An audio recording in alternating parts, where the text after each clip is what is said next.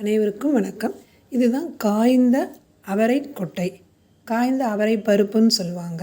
இந்த அவரை பருப்பை நல்லா கொதிக்கிற தண்ணியில் போட்டு ஊற வச்சிடலாம் 1 மணி நேரம். அதுக்கு முன்னாடி நல்லா கழுவிக்கணும்.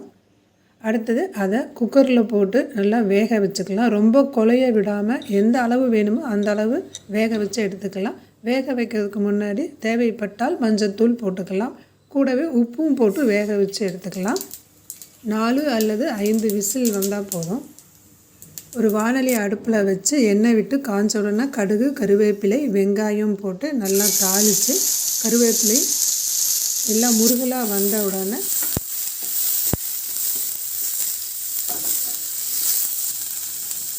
இஞ்சி பூண்டு விழுது கொஞ்சம் போட்டு கலக்கி விட்டுட்டு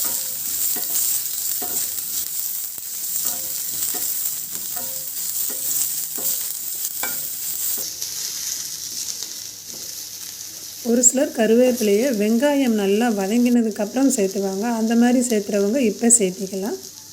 அடுத்தது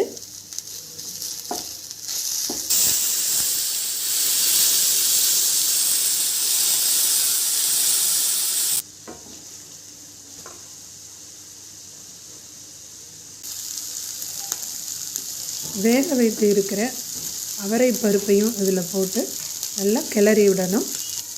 ஒரு சிலர் உப்பு போடாமல் வேக வைக்கிறதா இருந்தால் இப்போ அது கூட உப்பு போட்டு நல்லா கிளறிக்கலாம். நல்லா கிளறினதும் தேங்காய் துருவல் சிறிதளவு போட்டு நல்லா அதையும் கலக்கி விட்டுட்டு ஸ்டவ் ஆஃப் பண்ணிடலாம்.